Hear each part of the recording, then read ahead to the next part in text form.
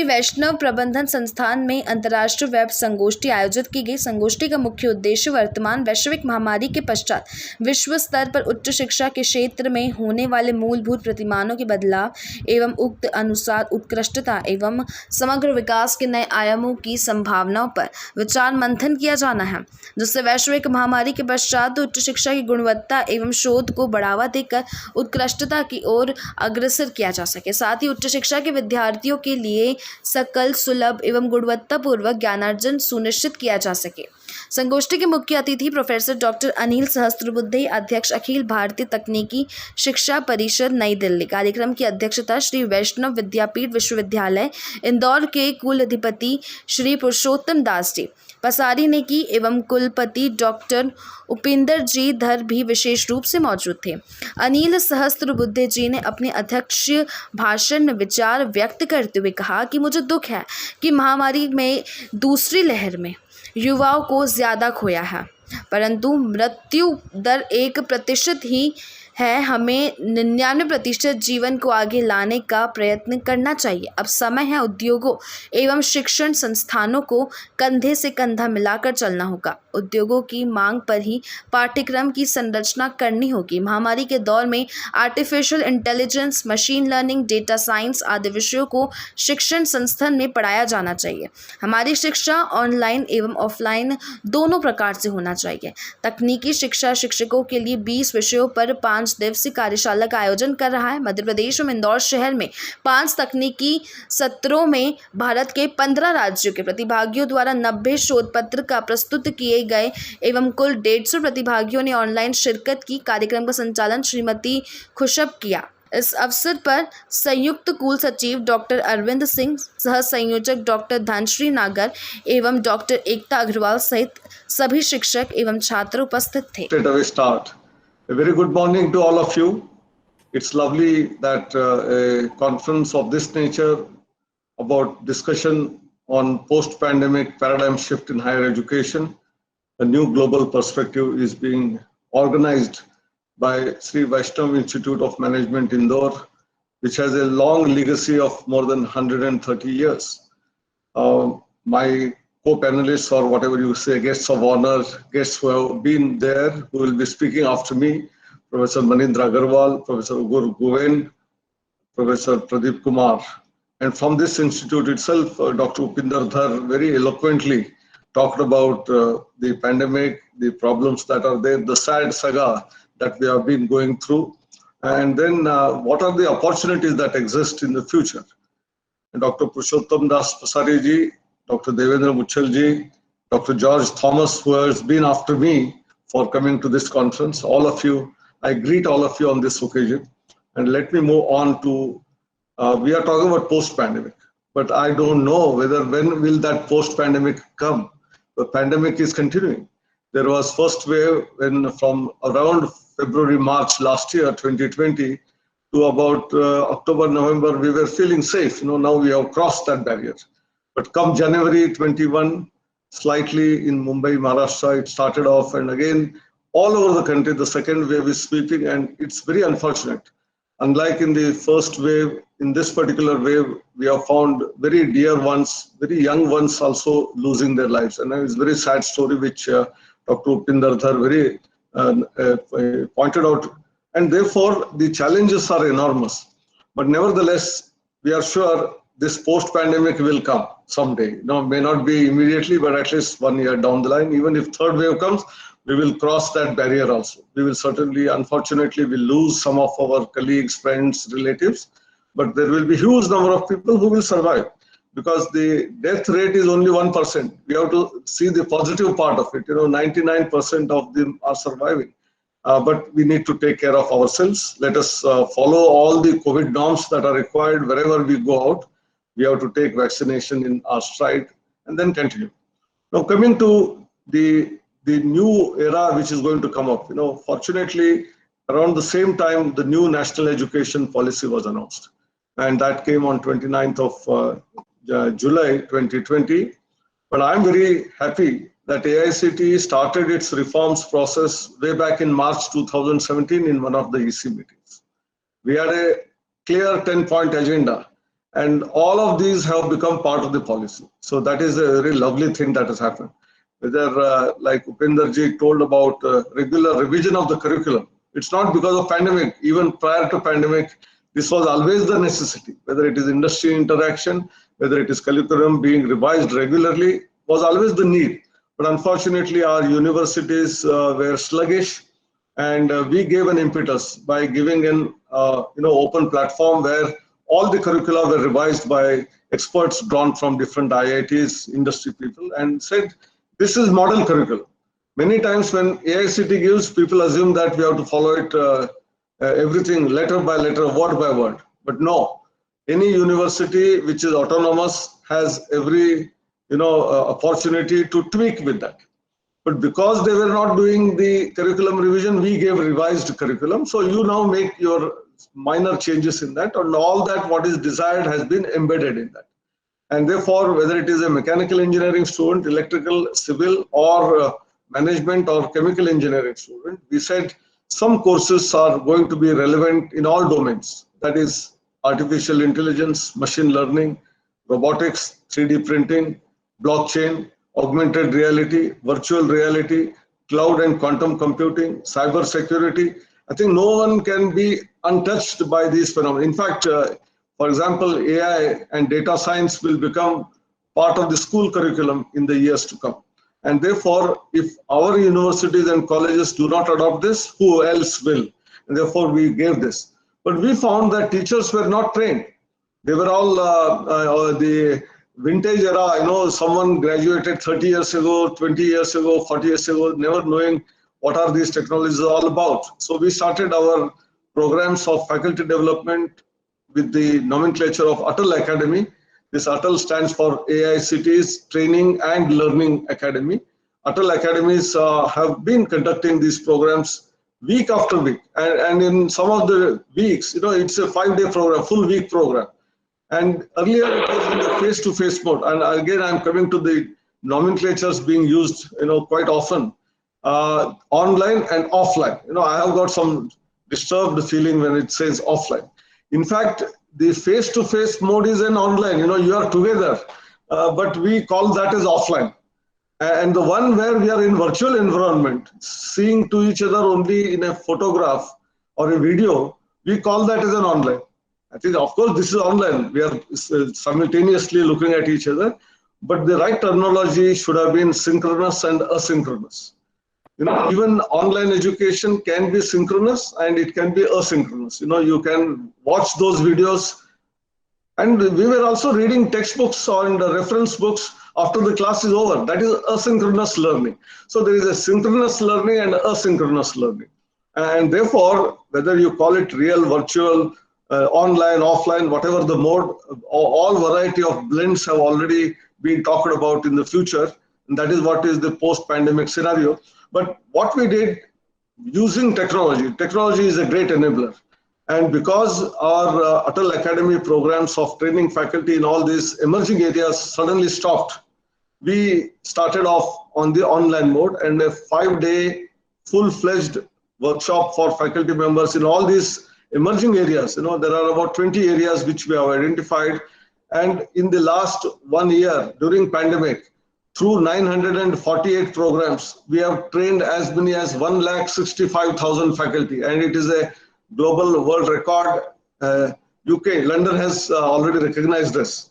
And then we didn't leave at that in all variety of ways.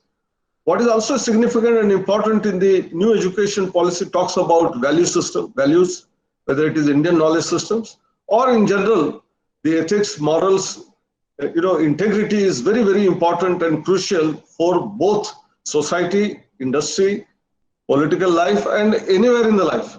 And therefore, how do we inculcate that? And that also we had started 3 years ago in the form of what is known as student induction program of 3 weeks duration, and for training of faculty in all these universal human values. These values are human values and they are universal, irrespective of the region, country, irrespective of the language, irrespective of the food that we eat, the clothes we wear. I think certain values are common for the entire humanity.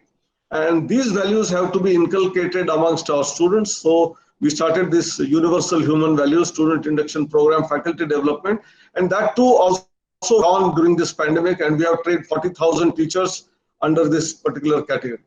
We have talked about examination reforms. Upinder Darji was again talking about what type of examination system should be there. How do we move away from only rote learning type of questions? They are also required, some of them. You have to remember something, where our brain should not be kept, vacant, but it should have a lot of content in that. But all the questions which are set should not be based on memory.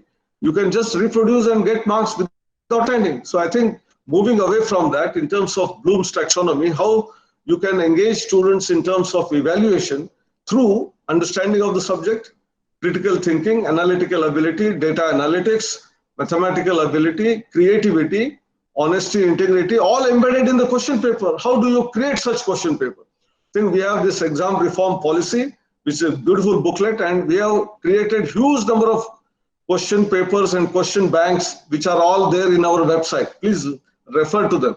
And if you do some other question which is much more interesting and which can be put into this, please share with us. And this is what is collaboration. AICTE alone cannot do it. We have depended on all IITs, NITs, ordinary colleges, vice chancellors of all technical universities. All of them came forward. Only then we could make all of this happen. And therefore, collaboration and showing empathy to all those who are having problems is the most important thing. Two other things which I would like to reflect as part of the policy, which is there, which we often talk about a word called inclusiveness. When we say inclusive, this word inclusive has lots of meaning. These different people may take it in different ways, and some of the global ranking systems assume inclusivity or variety or diversity means people from different nations to be studying in one organization or one institution. But our definition is very broad. In our national institutional ranking framework, it is not just nationalities, but different states. Our country has so many 28 states and so many union territories. Each one has its own culture. So getting all the students on board is like getting 35 country students in one place. So that is our diversity. That is our access equity created for anyone and everyone, be it tribals, be it SC, ST, socially deprived sections, poorer sections, women, diversity in terms of gender, and also diversity in terms of other characters which some countries are following, and we were amiss in that. And that is, we started off with Divyangas, which we call today Divyangas. Otherwise, we used to call them physically. Dr. Sahasrabudhe ji, as chairman of AICTE, has already introduced long-term internships.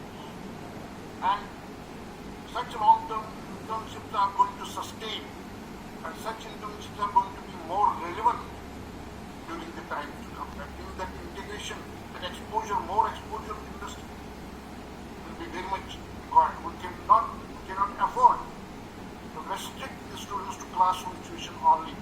Students shall have to go beyond classroom, and therein this long-term internship will be very important. Those days are gone when we used to be happy by saying that, okay, our students have done industrial visit once and twice during the semester.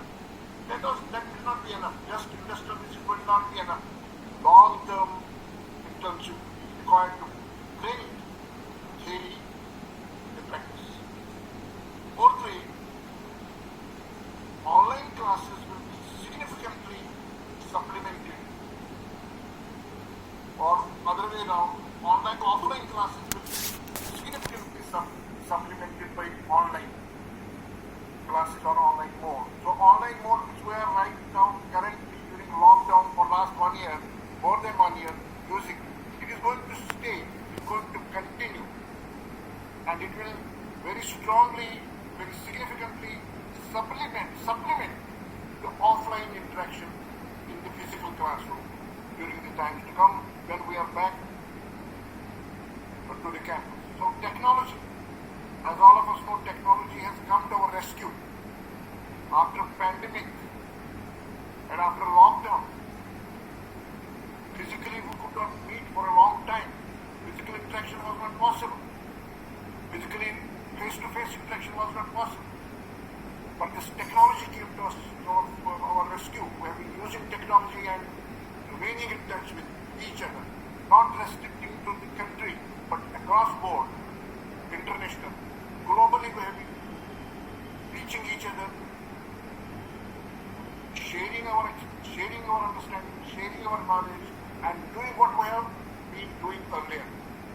Only mode has shifted from offline to the online. But so far as the education is concerned, online interaction will return. Nothing can replace online interaction or offline interaction. That is on the campus. In-person interaction cannot be replaced, cannot be removed. But then in-person interaction will take Guest of the program, Professor Dr. Anil D. Sastramukte, Chairman AICT. Guest of honor, respected Padma Shri, Professor Dr. Manindra Kawal. Special guest, Professor Dr. Mughal Goel. Keynote speaker, Professor Dr. Pradeep Kumar. Dr. Upinder Garg, Vice Chancellor, Sri Vaishnav Vidyapith University, Indore. Sri Devendra Kumar Ji Munchal, Chairman, Vaishnav Institute of Management. Sri Kailasan Ji Agar, Vice Chairman. Sri Girdhar Gopal Ji Nagar, Secretary. Sri Vishnu Ji Basari, Treasurer. Sri Manish Ji Baheti, Joint Secretary, Vaishnav Institute of Management. Dr. George Thapus, Director, Sri Vaishnav Institute of Management. All the respected trustees of Sri Vaishnav Trust. Dr. Arvind Singh, Joint Registrar, Vaishnav Vidyapith Vidyalaya. Directors and principals from all the colleges, head of departments and conveners of the conference, Dr. Shama Petkar and Dr. Abhijit Chatterjee, all the invited guests, faculty, staff members, media persons, students of the institute and all the delegates present online. It is a great pleasure for me to welcome you all to the inaugural session of the International Web Conference on Post-Pandemic Paradigm Shift in Higher Education, a New Global Perspective. At the outset, I heartily congratulate SWIM for organizing the international conference on such a event of post-pandemic paradigm shift in higher education, a new global perspective. In this conference, many research papers will be presented on various aspects of higher education from the global perspective. I hope that this effort will definitely help in achieving in the field of research and education. I also heartily congratulate all the participants who will present their research paper in the international conference.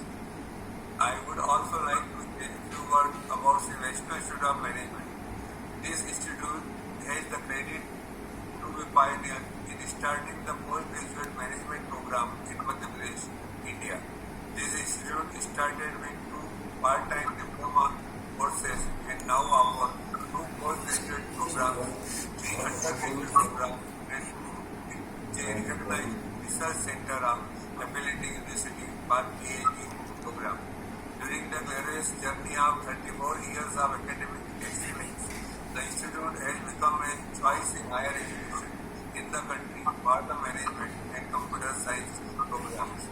Carrying the 137-year legacy of Sri Vaishnav Trust, Sri Vaishnav Vidyapith Vidyalaya, a state private university, was established in 2015 in offering multidisciplinary programs. The trust is working relentlessly for the upliftment of the society and the country as a whole by providing a state-of-the-art technical and professional education, health centers, schools and other services.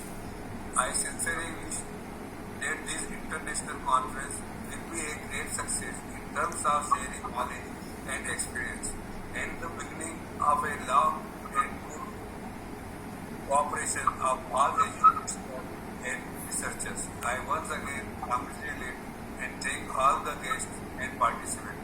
Thank you. Jai Hind.